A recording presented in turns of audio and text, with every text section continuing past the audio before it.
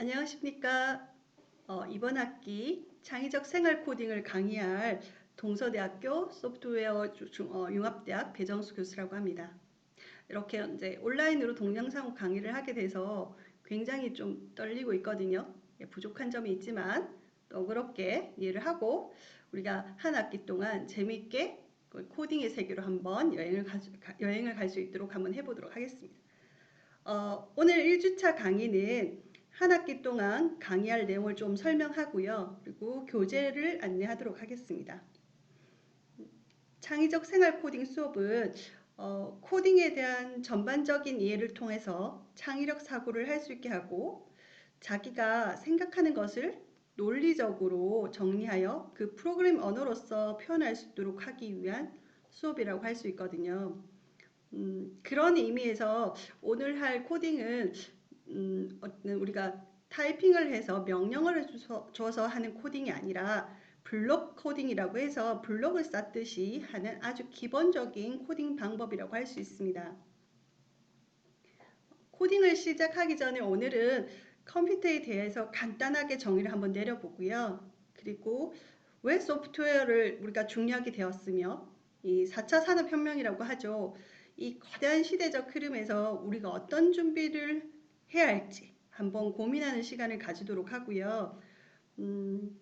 프로그램에 대한 기본적인 어떤 소양을 키우기 위해서 블록 코딩 프로그래밍 스크래치라는 프로그램을 한 학기 동안 익히면서 우리가 문제 해결하는 방법을 컴퓨터에게 명령을 줄 수 있도록 하는 컴퓨터 언어로서 코딩을 익혀볼까 합니다. 본 강의에 사용할 지금 교환에서 보여진 스크래치라고 보이죠. 그래서 스크래치는요, 어느 면에서 보면 조금 쉽게 접근할 수 있는 프로그램이거든요. 그러니까 너무 어렵게 생각하지 말고 자기가 생각한 것을 블록 쌓듯이 그렇게 하면 충분히 따라올 수 있을 거라 생각해요. 자, 그러면 코딩 세계 초보 요양자를 위한 안내서 위드 스크래치 3.0 수업을 시작을 하도록 하겠습니다. 자, 먼저 이번 강의에 사용할 교재 코딩 세계 초보 여행자를 위한 안내서 위드 스크래치 3.0입니다. 표지가 굉장히 귀엽죠? 표지에 나오는 이 고양이가 스크래치의 심볼 마크입니다. 캐릭터죠. 우리가 한 학기 동안 계속 볼 캐릭터예요. 그래서 이 책은요, 인피니티 북스에서 나왔고요.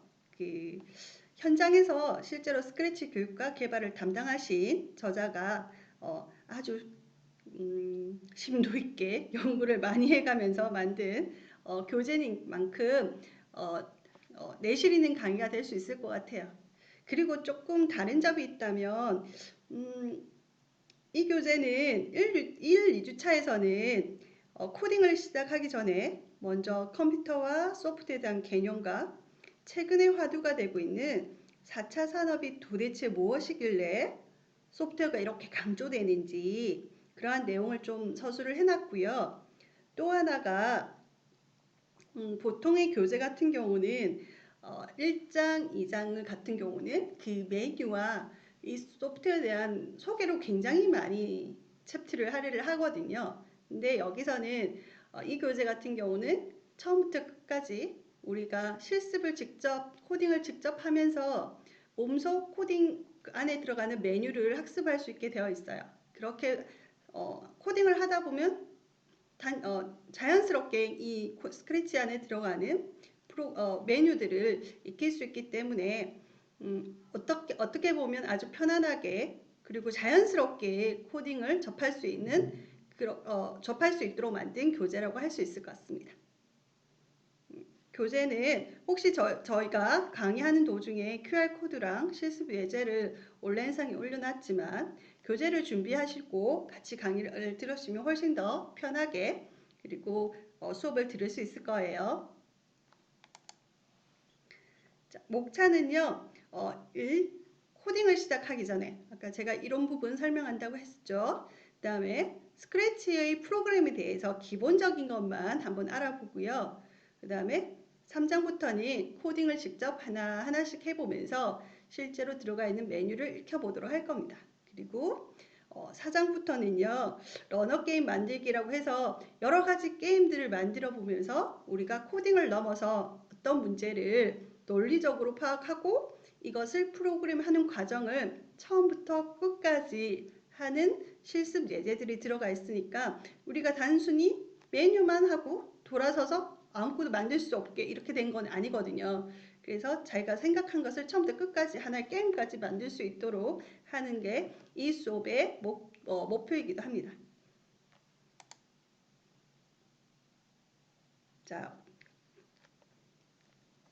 코딩을 시작하기 전에 오늘은 컴퓨터란 무엇인지, 그리고 소프트웨어 중심 사회, 소프트웨어의 중요성에 대해서 한번 보도록 하겠습니다.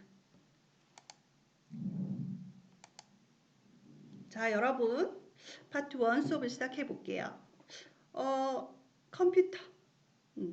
누구나 막연히 알고 있는 이 컴퓨터에 대해서 한번 정의를 내려보는 시간을 갖도록 하겠습니다. 여러분 혹시 그 컴퓨터가 뭐죠? 라고 물어보면 뭐라고 답하시나요? 사각의 저 기계요. 아니면 저 모니터요. 아마 여러분 대부분은 또 뭐 스마트폰요. 이렇게 얘기할 거예요. 사실 컴퓨터가 어떤 기계야? 라고 하면 사실 저희 때 지금 제가 말하는 때는 굉장히 오래된 사람입니다. 여하튼 정보화 세대를 지난 저희 때는 굉장히 명확했거든요.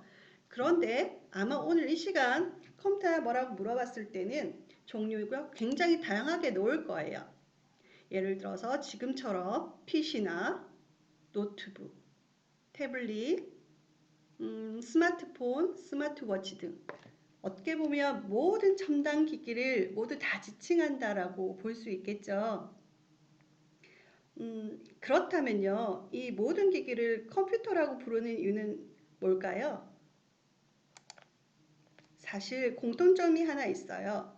바로 컴퓨터의 기본 3대 구성 요소인 CPU, 사람의 머리와 같아요. 네, 메모리, 기억장치, 그리고 입출력 장치가 포함되어 있다는 것이죠.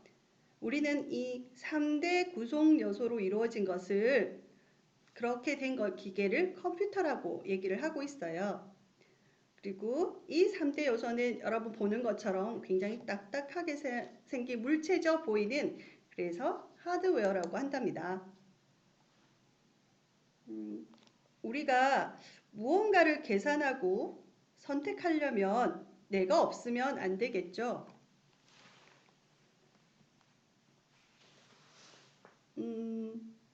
자, 한번 생각해 볼까요? 비교해서 생각해 봐요.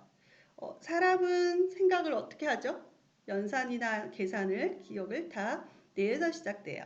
이런 것처럼 컴퓨터 기계에서 사람으로 치면 뇌와 같은 역할을 하는 게 CPU라고 얘기를 하고 있어요. Central Process Unit이라고 얘기를 하고 있죠. 중앙정보처리장치라고 얘기를 하고 있습니다. 또한 사람의 어떤 기억은요, 이 대뇌, 소뇌, 중뇌, 해마 등에서 각각의 뇌에서요, 그 기억을 담당하고 있거든요. 그래서 우리가 어떤 입력받은 데이터를 저장하는 장치가 필요한데 그것에 해당되는 게 이 메모리예요. 그래서 정보의 저장을 담당하는 장치를 메모리라고 얘기를 하고 있어요. 메모리에는 우리가 사람 뇌도 그렇듯이 일정한 장기 기억을 보관하는 곳, 단기 기억을 보관하는 곳이 다 다르듯이요.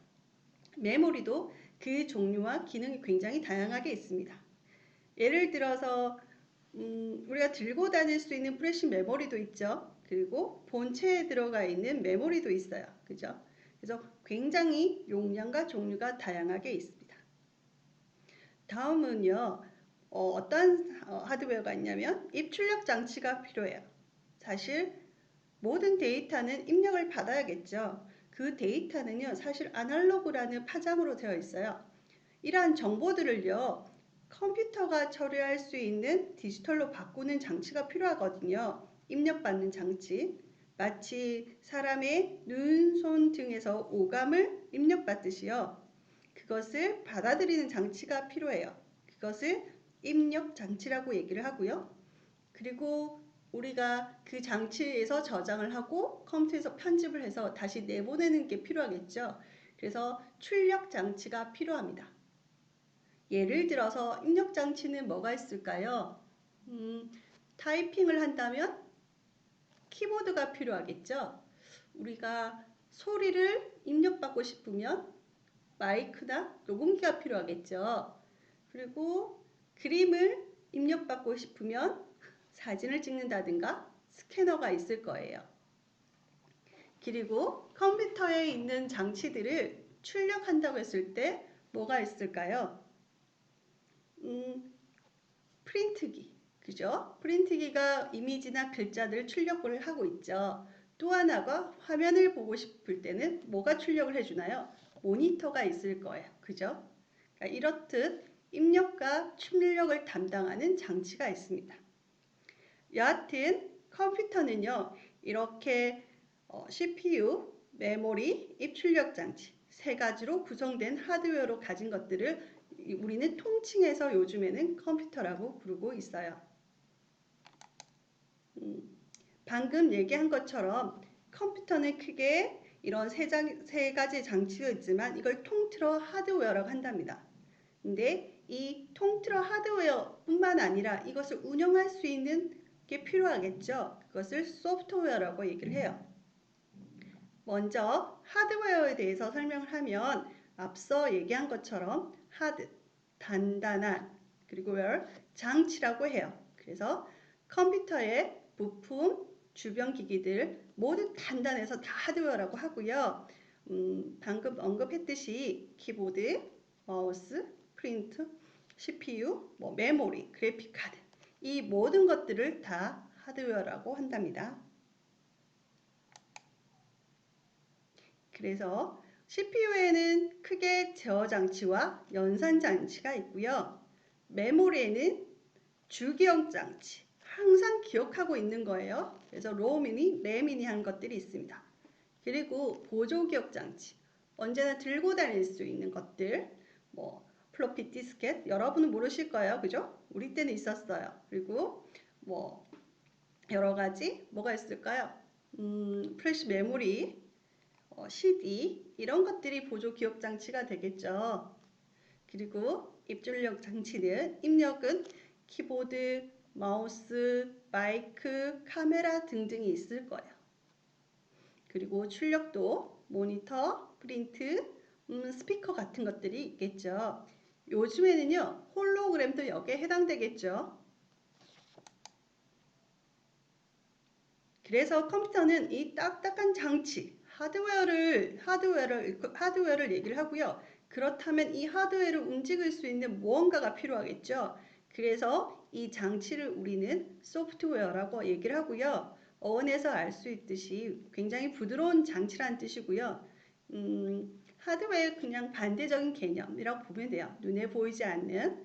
그래서 컴퓨터화가 되어가는 장치가요 굉장히 많아졌거든요. 우리가 알고 있는 퍼스널 컴퓨터만 컴퓨터라고 얘기하지 않거든요. 그래서 여기에 들어가서 이 기계를 움직이는 어떤 것들 그것을 통틀어서 우리는 소프트웨어라고 얘기를 한답니다. 그래서 어떤 의미에서 보면 그것을 운영하고 움직이게 해주는 프로그램들을 우리는 소프트웨어라고 얘기를 하고 있어요. 자, 소프트웨어는 크게 시스템 소프트웨어와 응용 소프트웨어가 있어요. 시스템 소프트웨어는 이 장치는 컴퓨터야 라고 정의가 되어 있는 프로그램이에요. 그래서 이 컴퓨터가 어떤 데이터가 하드웨어에 들어왔을 때 컴퓨터와 연결된 하드웨어들을 다 연결시켜주는 기능을 해주는 게 이 시스템 소프트웨어고요. 운영체제, 유틸리티, 장치 드라이브 등을 다 시스템 소프트라고 얘기를 하고 있어요. 여러분 대표적인 운영체제가 뭐가 있을까요? 컴퓨터가 전원을 탁 켰을 때 여러분이 그냥 까만 화면에 명령을 쓰진 않죠. 우리는 아주 쉽게 운영체제 프로그램을 통해서 컴퓨터 여러 가지 프로그램들 또는 컴퓨터를 움직인답니다. 대표적인 게 뭘까요? 윈도우 같은 거겠죠. 그리고 그 외에도 리눅스 같은 것들이 있습니다. 이런 시스템 소프트웨어 말고도 사실 우리가 미디어, 정보 전달하는 수단을 의미를 하죠. 이 미디어들을 편집하는 여러 가지 소프트웨어가 있어요. 예를 들어서 텍스트, 글 같은 경우는 여러분 워드 프로세스에서 하고 있죠. 아래 한글이나, 그죠? 그리고 데이터를 정리하는 엑셀 같은 것도 있고요. 그리고 여러분 매일 들어가는 인터넷 같은 경우도 하이퍼 텍스트 마크업 랭귀지로 구성되어 있는 것을 볼 수 있게 해주는 응용 프로그래머가 있어요. 그것을 우리 통틀어 웹 브라우저라고 하죠. 쉽게 익스플로어, 그다음에 크롬 같은 것들을 뜰 수가 있겠죠. 그리고 사파리 같은 것들 통틀어 웹 브라우저 등이라고 해요.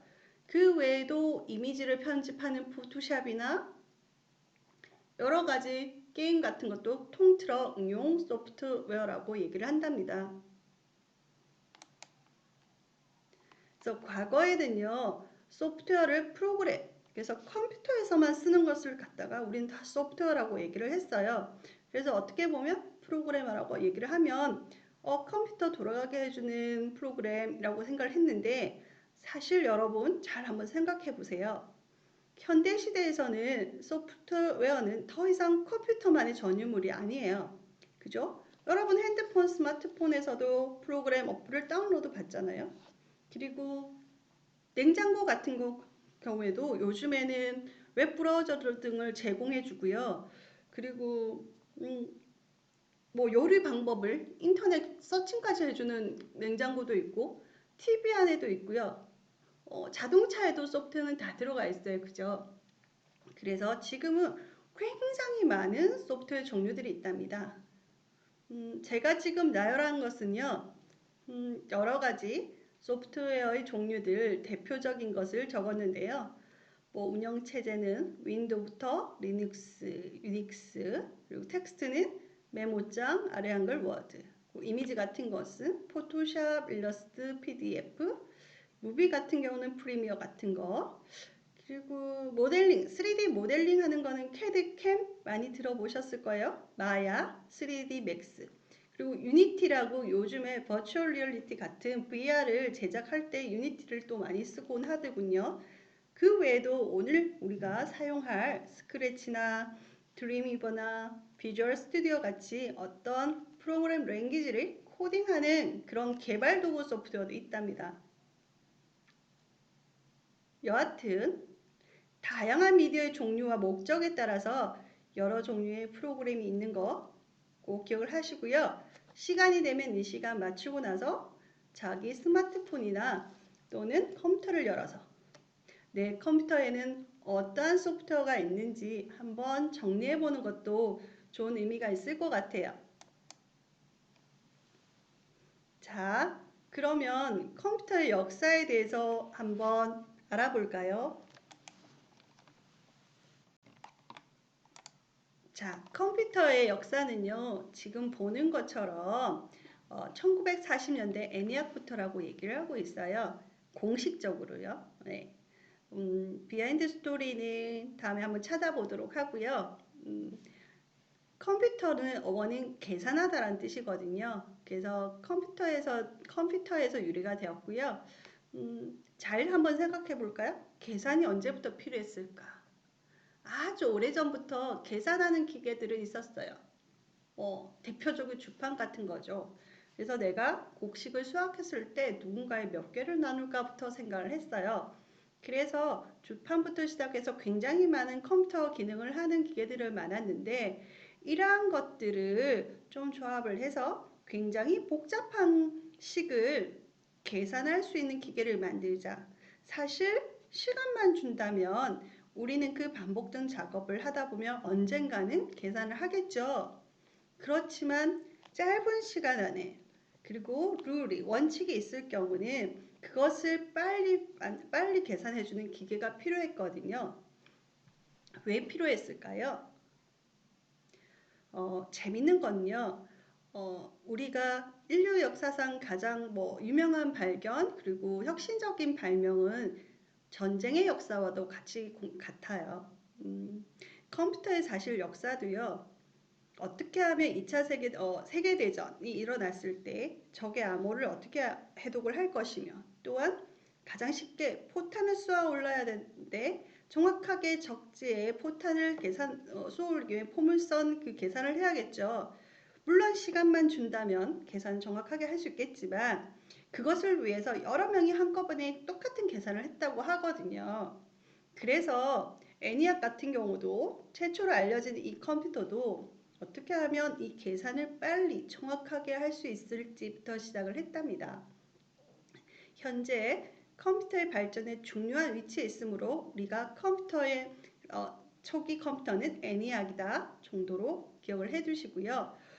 그림처럼 이 1946년 모클리와 에커티의 공동 설계로 만들어진 이 30톤짜리 컴퓨터예요. 지금 보여지는 화면이 컴퓨터 여러 대가 아니라 한 대랍니다. 그리고 중요한 것은 이게 다 보여지고 있는 것도 아니에요. 그래서 전선을 0과 1이라는 이진수라고 얘기를 하는데 이런 방식을 이용을 해서 계산을 해가는데요. 사실 이 30톤짜리 기계를 움직이기 위해서는 정확한 계산보다도 전력이 훨씬 더 많이 들었다고 해요. 그리고 매일매일 오류가 많았다고 얘기를 하고 있거든요. 그래서 어느 날 계산이 틀려서 이 과학자들이 어디가 틀렸나 하나하나 전선을 회로를 확인해 보니까 저기 구석 어디에 회로에 벌레 하나가 죽어 있었다고 합니다. 그래서 계산이 오류가 나왔던 거죠. 그래서 지금까지도 우리가 컴퓨터 프로그램이 오류가 나면요, 버그 났어 라고 얘기를 하고 있어요. 여하튼 이 애니악 컴퓨터는 이후에도 계속해서 우주선 연구나 일기예보 등에 활용되었답니다. 그리고 시작이 군용으로 포탄의 탄도학 계산을 위해 개발했다고 얘기를 했었고요. 말한 것처럼 종전에는 전쟁이 끝나고 나서는 군용으로 사용을 하지 못했지만 여러 가지 시뮬레이션 하는데 사용을 했습니다. 자, 여러분 꼭 기억을 해둔 게 애니악보다 이 폰 노이만이라는 폰 노이만이라는 인물을 좀 기억을 해두시고요. 이분이 개발한 에드삭이라는 컴퓨터가 있습니다. 별표를 해라는 이유는 뭘까요? 사실 여러분이 쓰고 있는 지금 컴퓨터의 방식, 마치 인간을 닮은, 그리고 컴퓨터 기기 안의 뇌와 우리가 명령하고 저장하고 하는 것들이 한 기계 속에 이렇게 들어가 있잖아요. 그죠? 이러한 구상을 해준 분이 바로 이 폰 노이만이라는 사람입니다. 폰 노이만은요, 헝가리의 수학자예요. 그래서 이분에 대해서 한번 보면요, 양자역학, 함수 해석학, 집합론, 위상수학, 컴퓨터과학, 수치 해석, 경제학, 통계학, 도대체 못하는 게 없는 분이다. 그죠? 그래서 수많은 분야에서 업적을 남긴 인류 역사상 가장 똑똑했던 인물 중 한 명이라고 얘기를 하고 있어요. 그리고 애니악 개발에 참여를 했고요. 기존의 컴퓨터 같은 기계들은요, 배선판에 일일이 배선하는 방식, 그 애니악 같은 경우는요, 할 때마다 이 배선을 다시 하고 하는 단점이 있었거든요. 그래서 이러한 것들을 보완하기 위해서 컴퓨터의 명령 그리고 데이터를 모두 기억시키고 그것을 한꺼번에 기억을 하는 내장 방식을 고안한 사람이기도 해요. 그래서 이 내장 방식은 제가 앞서 얘기했듯이 지금의 여러분의 쓰는 컴퓨터의 기초이기도 하고요. 그래서 지금 쓰는 컴퓨터의 구조를 적용해서 만든 사람이 폰 노이만이고 여기서 만든 컴퓨터를 우리는 에드삭이라고 얘기를 하고 있어요. 그래서 지금까지도 이 구조는 컴퓨터의 실용 구조에 사용되고 있습니다. 제가 아래에 링크를 하나 걸어놨거든요. 그래서 시간이 되면 폰 노이만을 알 수 있는 재미있는 만화 한번 찾아서 보도록 하고요. 또 하나가 이분을 찾게 되면 앨런 튜링이라는 사람도 알 수 있을 거예요. 제가 교양에는 작성은 하지 않았지만 앨런 튜링은 사실 이 폰 노이만과 똑같이 지금의 컴퓨터에 대한 것을 논문을 정의를 했었고요. 굉장히 놀라운 건 뭐냐면 이분이 두 가지의 논문을 썼거든요. 하나가 어떤 이론의 뒷받침에서 0과 1이라는 대표적인 숫자로서 기계가 풀이를 할 수 있는 컴퓨터죠. 그거에 대한 논문을 작성을 했고요. 또 하나가 기계가 사람과 대화를 할 수 있는 방법이 뭐가 있을까? 그리고 기계가 사람처럼 어떻게 닮아갈까? 라고 했을 때 대화를 할 수 있으면 되지 않을까라는 것을 생각을 했어요. 여러분 어디서 많이 들어본 것 같지 않아요? 네, 앨런 튜링은 지금의 인공지능의 어떤 기초의 논문이라고 볼 수 있어요. 그것을 제안한 사람이기도 합니다. 여하튼 다음 시간이 된다면 앨런 튜링이라는 사람도 함께 한번 조사를 해보면 좋을 것 같아요. 자, 이렇게 애니악, 에드삭 이후에 1970년도가 되면요. 전자라는 개념이 생겨나면서 반도체 기술의 발전으로요. 하드웨어가 원가가 크게 절감이 되면서 작고 그리고 계산력이 커지는 반도체 기술이 발전을 하게 됐습니다. 그리고 이때 드디어 IBM에서는요. 개인용 컴퓨터, 퍼스널 컴퓨터를 출시를 했고요. 드디어 애플2에서는요. 애플1은 사실은요. 살려면 모니터, 본체부터 해서 전력 단지까지 다 샀어야 했거든요. 어떻게 보면 퍼스널 컴퓨터라고 하기에는 굉장히 부피가 컸어요. 그런데 IBM에서 스티븐 잡스가 드디어 애플2를 출시를 하면서 지금의 그림처럼 사진처럼 우리가 퍼스널 컴퓨터의 시장을 열게 되었답니다. 그래서 컴퓨터의 하드웨어의 시장 그리고 퍼스널 컴퓨터의 시장이 열렸습니다. 그래서 지금의 우리가 뭐 여러분은 잘 모르실 거예요. 그렇지만 처음에 컴퓨터 했을 때 너 컴퓨터 성능이 어때? 라고 물어보면 우리 286, 368, 386, 486 이렇게 얘기를 했었거든요. 이 모든 것이 CPU의 처리 속도, 결국은 반도체의 어떤 기능에 따라서 우리가 컴퓨터의 성능을 얘기를 했답니다. 또한 재밌는 것이 무어의 법칙이라고 있어요. 이거는 반도체 집적회로 반도체의 어떤 성능이요. 24개월마다 2배씩 증가한다는 법칙이거든요. 그래서 반도체 기술이 어떻게 보면 쉽게 저장하는 그 성능이 계속 발전을 하는데 2년에 한 번씩 2배로 증가하는 거예요. 그래서 지금에까지 비약적인 발전을 했고요. 더 웃긴 것은 이 무어의 법칙으로 기술이 발전한 게 아니라 어떻게 보면 무어의 법칙 때문에 왠지 더 발전을 해야 할 것 같아서 인류가 더 열심히 반도체 개발을 했다고 또 얘기를 하고 있어요.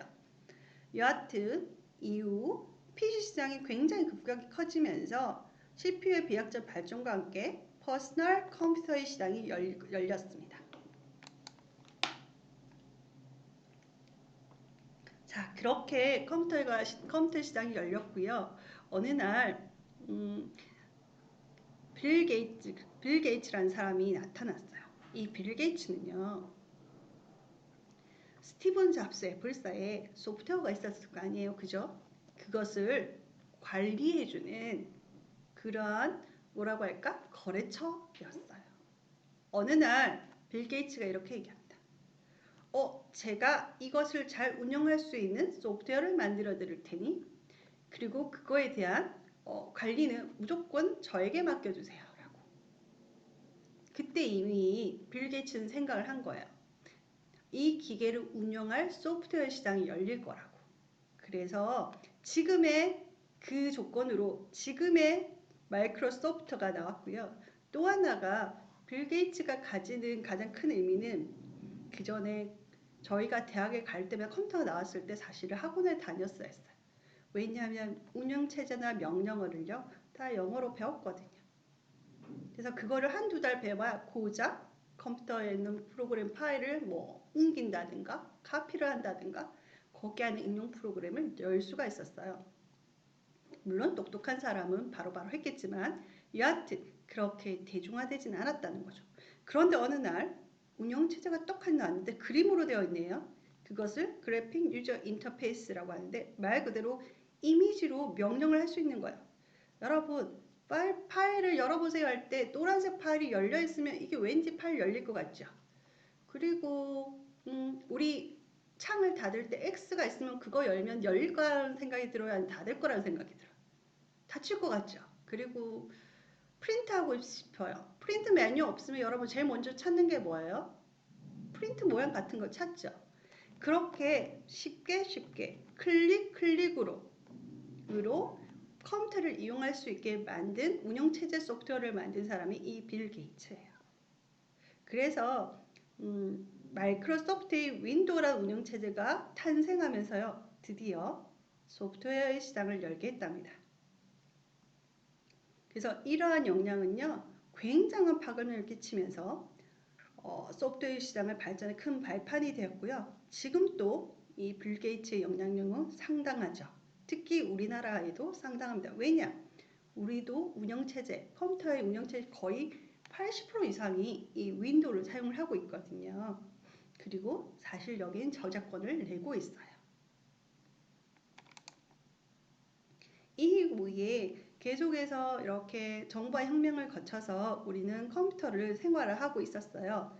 근데 어느 날 컴퓨터 시장은 기업들과의 경쟁으로요. 굉장히 다양한 소프트웨어가 나오면서 하드웨어 같은 경우도 굉장히 비약적으로 발전하면서 어떻게 되냐면 인터넷이라는 것이 나오면서부터 들고 다닐 수 있는 게 필요했거든요. 그래서 기계는 포터블, 굉장히 들고 다닐 수 있는 어떤 기계가 나오기 시작했고 작아지기 시작했고요.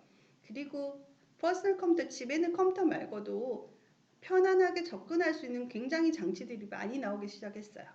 그리고 거기에 맞춰서 소프트웨어도 굉장히 다양한 컨텐츠를 다루고 만들 수 있는 것들이 나왔고 가장 핵심적인 거는 우리가 스마트폰이 등장하기 시작했다는 거죠.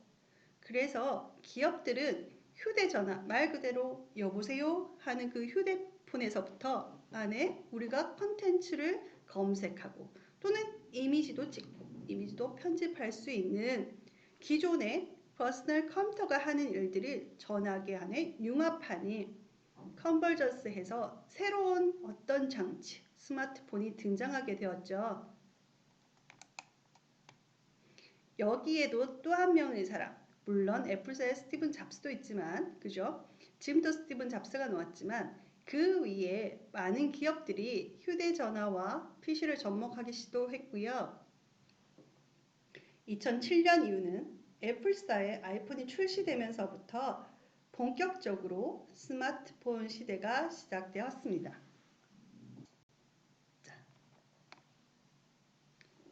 그래서 굉장히 많은 스마트폰에 들어가 있을 어플들이 많이 출시가 되었죠. 그런데 제가 여기 작성은 안 했지만 그 위에 스마트폰이 나오고 나서 또 하나의 회사가 나오죠. 바로 구글이랍니다. 잘 생각해 보시면 이제 우리는 보조장치니 기억장치니 소프트웨어니 그런 생각을 안 해요. 왜? 구글이나 어떤 네이버의 플랫폼에 들어가면 소프트웨어도 사용할 수 있고 하드웨어도 사용할 수 있거든요. 바로 IT기에 정보통신의 공유의 개념을 처음 시작한 데가 이 구글이랍니다. 그래서 스마트폰의 시장 발전과 함께 컴퓨터 시장도 같이 크게 발전을 했고요. 말 그대로 어떤 플랫폼 시장도 굉장히 발전을 했어요. 그래서 스마트폰 외에도 이렇게 소프트웨어와 하드웨어, 특히 인공지능 들어보셨죠? Artificial Intelligence 이런 것들이 들어가 있고 IoT, Internet of Things, 사물 인터넷이에요. 요즘은 IoE라고 얘기를 한답니다. T가 thing, 사물이었는데 이제는 everything, 모든 것들이 다 연결된다는 생각, 어떤 모든 것들이 다 연결된 시대라는 뜻이고요. 그리고 빅데이터, 하나로 딱 정해진 정형화된 데이터가 아니라 비정형, 굉장히 크고요. 변화하는 속도가 굉장히 빠르고요. 그리고 굉장히 다양한 것도 다 데이터랍니다. 그래서 이러한 세 가지의 어떤 신기술들로 인해서 훨씬 더 다양한 소프트웨어가 다 탑재가 되고 우리는 이용을 하고 있어요. 그래서 The computer will disappear. 컴퓨터는 이제 사라졌다라고 얘기를 하고 있어요. 비단 내 눈에 보이지 않는 우리가 저 때 말하는 퍼스널 컴퓨터의 모양을 한 컴퓨터는 비단 사라지고 있지만 사실 이거는 눈에 보이지 않게 사라졌다고 했을 뿐이지 모든 곳에서 소프트웨어가 다 연결되고 있다는 거죠. 그래서 지금의 이미지처럼 곳곳에 가정기기, 그리고 통신기기, 그리고 멀티미디어 기기, 컴퓨터, 하다못해 공장, 모든 사물에서 이렇게 소프트웨어가 들어가서 연결을 해서 우리는 사용을 하고 있답니다. 그런 의미에서 점점 소프트웨어의 어떤 중요성은 대두되고 있다고 얘기할 수 있어요. 오늘 이 시간 우리가 코딩을 공부해야 하는 이유도 여기에 있는 거죠. 자, 여러분. 곳곳에 소프트웨어가 들어가 있어요. 소프트웨어가 없는 곳이 없답니다. 컴퓨터는 사라졌지만 모든 것들이 소프트웨어와 다 연결되어 있거든요. 자, 아래에서 소프트웨어가 있는 곳은 어디일까요?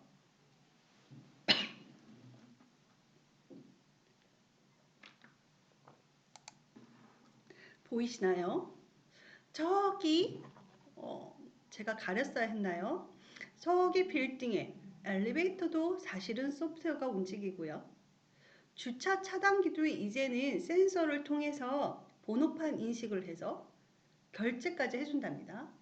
그리고 저 상점에는요 이제 포스 기기들이 사람을 대신해서 계산을 해주고 손님을 응대하는 것도 있죠. 그리고 고객 관리까지 한답니다. 그리고 신호체계도 마찬가지고요. 그래서 전 유비쿼터스 시티라고 하죠. 부산은 이러한 교통통신 같은 것들이 PC와 PC만 연결되는 네트워크 세상이 아니라 모든 사물이 연결됐고 이렇게 기관시설들, 신호들, 그리고 빌딩들 이런 것들이 다 연결돼서 소프트웨어로 움직이고 있답니다. 그리고 내비게이션도 있네요. 자동차요. 안에 프로그램이 한두 개가 아니죠. 사실은요. IT의 가장 핵심적인 기술들은 다 어디 있냐면 여기 자동차 안에 다 있어요. 대표적으로 여러분 내비게이션도 그렇죠. 내비게이션 안에 뭐가 있을까요? 우리는 거기서 음악도 듣고요. 차계부도 있고요. 하다못해 이제는 자동차 점검까지 다 해준답니다. 모든 것들이 다 소프트웨어예요. 컴퓨터처럼 생긴 게 하나도 없지만 사실 계산하는 컴퓨터가 발전을 해서요. 곳곳에 이렇게 다 숨어 있답니다. 그래서 우리는 오늘 이 시간 또 소프트웨어를 배워야 하는 이유가 되겠죠. 보는 것처럼 도처에 소프트웨어가 있고요. 인터넷 오브 에브리띵 모든 것이 연결되어 있어요. 그리고 대표적으로 우리는 항상 스마트폰을 들고 다니면서 계속 뭔가를 계산하고 찍고 뭔가를 작업하고 있어요. 그리고 TV, 자동차, 냉장고 등 사물이 모두 다 소프트웨어가 다 들어가 있어요. 그래서 현재 사회는요. 소프트웨어의 중심 사회라고 얘기할 수 있답니다. 그러면 왜 소프트웨어를 우리는 공부를 해야 할까요? 물론 곳곳에 편재하고 있기 때문에 소프트웨어라고 하기는 중요하지만요. 1차 우리가 일전에 제가 산업혁명에 대해서 얘기를 했을 거예요. 인간이 살면서 크게 산업혁명이 4번이 있었거든요. 그리고 하나는 ing를 하고 있어요. 산업혁명이라고 하는 거는요. 사람은 생활하는 방식, 사회 방식, 사회 적응하는 방식 이 모든 것들이 사회, 문화, 기술, 정치 이 모든 것들이 다 변해서 대변혁을 일어나는 것을 우리는 혁명이라고 얘기를 해요. 대표적으로요. 음, 농업혁명부터 도시혁명, 상업혁명까지 있을 때 산업혁명 같은 경우는 영국에서 1800년경에 처음 시작을 했답니다. 그래서 이때는요, 기계라는 개념이 나오기 시작했고요. 2차 산업혁명도 좀 더 면직에서 시작되는 증기기관 같은 것에 시작했던 어떤 산업기술들이요. 중공업으로 오는 2차 산업혁명. 여기서 기술 개발을 크게 이룰 수 있던 거는 바로 뭐였을까요? 1, 2차 세계대전을 지나면서 기술의 혁명을 일으키게 되죠. 이렇게 우리는 1차, 2차는 기계혁명이라고 얘기를 할 수 있어요. 그리고 그 과정에서 우리는 전기라는 것도 나오고 비행기라는 것도 나오고 그리고 통신이라는 개념도 생겨났죠. 이렇게 1800년도부터 시작된 산업혁명은요. 한 100년이 지난 데쯤에 어떤 일이 있냐면 아날로그의 시스템에서 디지털로 노는 정보화 혁명이 생겨나요. 우리는 이때부터 3차 산업혁명이라고 얘기를 했고요. 어떻게 보면 대한민국은 이 대한민국을 지금의 대한민국을 이렇게 했던 거는 이 우리가 정보화 혁명을 굉장히 빨리 준비했기 때문에 그리고 그 물결에 편성해서 이렇게 잘 적응해서 지금의 대한민국이라고 얘기할 수 있어요. 자, 정보화 혁명이 생겨나면서 가장 많이 변한 게 뭔지 아세요? 바로 인간의 노동력을 대체하기 시작했다는 거죠. 제가 일전에 그렇게 얘기를 했죠. 계산을 대신하기 위해서 컴퓨터가 생겼다고요. 말 그대로요. 이때부터는 컴퓨터가 생겨나면서부터 계산원이 사라지기 시작했어요. 그리고 컴퓨터가 인간의 노동을 대체하기 시작했고요. 그 외에 기계들이 기계 예를 들어서 컴퓨터가 들어간 기계들이요. 인간의 육체적 노동을 대체하기 시작했답니다. 예를 들어서요. 문서 작업 한번 생각해 볼까요? 문서 작업 프로그램이 없었다면 우리는 뭐 할까요? 현재까지도요. 수기로 손으로 직접 모든 문서를 작성해야겠죠. 여러분 보고 100장을 써오세요. 그러면 어떻게 해요? 일일이 100장을 하겠지만 지금 복사를 해버리잖아요. 그죠? 그런 것처럼 모든 작업들이 시간이 수배 이상 소요가 되고요. 그리고 문서 관리가 힘들었을 거예요. 이렇게 규칙이 정해지고 계산을 할 수 있는 거 눈에 보이는 거지만 시간이 소요되는 인간의 육체적 노동을 대신해주기 시작했답니다.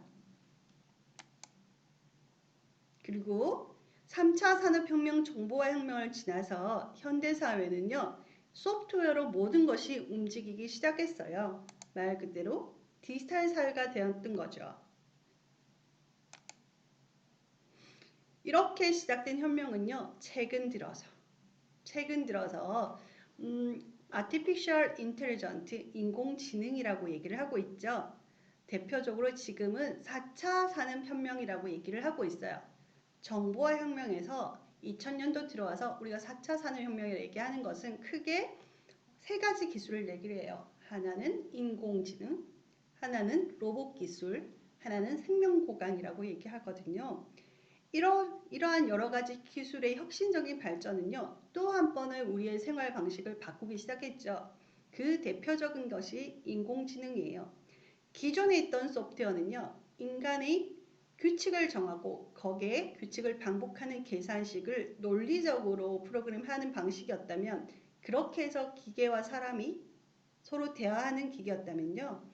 아티피셜 인텔리전서가 나오면서부터 인간만이 할 수 있는 거 학습하고 사고하고 지각하고 이해하는 등 인간을 닮은 어떠한 기계가 이 인간을 대신하는 기능을 할 수 있게 된 거죠. 그래서 컴퓨터가 좀 더 똑똑해졌어요. 어떻게? 스스로 학습을 하기 시작했던 거죠. 그렇게 스스로 학습하기 시작한 기계들을 우리는 Artificial Intelligence라고 하고요. 굉장히 무서운 거는 이 Artificial Intelligence, AI의 이론적인 거는요. 제가 앨런 튜링 얘기를 했었죠. 기본적인 이해가 이론이 1950년대에 나온 이론이에요. 그때부터 인공지능이라고 얘기를 했었거든요. 그렇지만 왜 50년이 지나서 이제서야 얘기를 했냐면 그 당시에 나온 이론으로도 충분히 우리는 기계가 사람처럼 생각할 수 있고 그렇게 학습하면서 배울 수 있을 거라고 장담을 했던 거예요. 그래서 실제로 그렇게 학습시키고 해보니 정말 잘하는 거예요. 그런데 자, 이렇게 하면 사람처럼 만들 수 있겠구나 라고 얘기했는데 개와 고양이도 구별을 못하는 거야.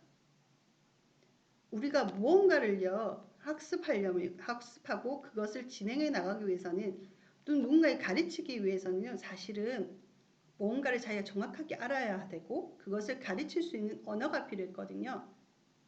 그래서 이것에 대한 걸 맹신을 한 거죠. 우리는 인간 다 할 수 있다고. 하지만 실제로 적용했을 때 기본 50년 전 이론으로는 안 되는 것들이 너무 많았던 거예요. 사실 생활은 우리 실제 생활은 굉장히 변수가 많잖아요. 그것을 일일이 규칙을 만들 수는 없는 거니까요. 여하튼 AI가 이렇게 나오면서부터 훨씬 더 산업 분야에서는 다양한 소프트웨어가 나오기 시작했답니다. 그래서 이 AI가 나오면서부터요, 인간의 육체적인 노동은 3차 산업혁명에서 시작이 대신을 했다면 이제는 정신적인 노동까지도 인공지능이 대신하게 되는 시대가 됐답니다. 그래서 어떤 분들은 새로운 종의 출현이라고 얘기를 하고 있어요. 네, 아까 언급한 그래서 4차 산업혁명, 인공지능, 로봇기술, 생명과학 여기에요. 모든 사물이 연결된다고 했죠. 그래서 모든 기술들이 지금 준비를 하고 있는데 이 사물이 연결되려면 실시간으로 굉장히 빠른 속도가 필요하거든요. 네트워크 속도가. 그것을 뒷받침해주는 지금은 시장 원형 5G 속도, 5G 통신이랍니다. 만약에 5G 통신이 표준화가 딱 이루어진다면 정말로 여러분 세대에서 4차 산업혁명은 큰 변화를 일으킬 거고요. 육체 노동의 한계는 로봇으로 대신할 것이고 정신노동의 일부는 인공지능이 보완하게 될 거예요. 갑자기 제가 4차 산업혁명까지 얘기를 해서 당황했죠. 중요한 것은 이 3차와 4차 산업혁명의 안에 핵심적인 건 뭐냐? 소프트웨어가 있다는 거예요. 그래서 우리는 컴퓨터, 기계가 생각하는 방식을 이해하는 것도 필요하고요. 그리고 결국은 사람 대신 뭔가를 하기 위해서 만든 것들이 컴퓨터거든요. 그래서 우리의 생각을 우리가 스스로 논리적으로 표현할 수 있는 방법을 생각해야 되고요. 그것을 연습하고 학습하는 방법이 이 코딩이랍니다. 그래서 코딩은 기계한테 제가 어떤 것을 명령을 내릴 수 있는 연결시켜 줄 수 있는 언어라는 입장에서 꼭 공부를 해야겠죠. 그래서 앞으로는요 모든 사물에 코딩 소프트웨어가 들어가기 때문에 모든 직업군에서 굉장한 변화가 있을 거예요. 그래서 향후 20년 동안에 거의 47%, 50% 이상의 직업이 기존 자리가 사라질 거라고 얘기를 하고 있어요. 그렇다면 우리는 어떠한 마음가짐으로 우리가 준비를 해야 할 것인가? 미래 인재상을 보면요. 인간의 일반적 사고 능력과 컴퓨터의 능력을 융합한 사고로서 문제 해결을 위한 창의적이고 논리적인 사고방식을 지닌 인간이 아닐까 생각이 듭니다. 제가 좀 정리를 다시 하면요. 결국은 우리가 오늘 이렇게 소프트웨어 중요성이니 코딩을 배우는 이유는요. 단 하나예요. 기계와 소통하기 위해서, 컴퓨터와 소통하기 위해서 우리는 어떻게 할까? 그러면 사람과 닮은 컴퓨터를 하려면 우리가 어떻게 생각하는지, 우리가 생각하는 것을 좀 더 논리적으로 표현할 수 있어야겠죠. 그래서 논리적인 사고방식을 학습하고 그것을 누군가에게 또는 어떤 기계에게 해결할 수 있도록 설명하기 위해서 우리는 코딩을 배우고 있는 거라고 생각합니다. 자, 조금 길었습니다. 그죠? 네, 긴 시간 들어주셔서 감사하고요. 그래서 스크래치와 첫 시간 소프트웨어와 그리고 코딩에 대해서 그리고 덧붙여 산업혁명에 대해서 간단하게 설명을 했습니다. 그래서 배경 지식에 대해서 조금 여러분 생각을 해보고요. 이해를 했으면 다음 주부터는 우리가 코딩을 실제로 해보는 그런 시간을 갖도록 하겠습니다. 자, 오늘 수고하셨습니다.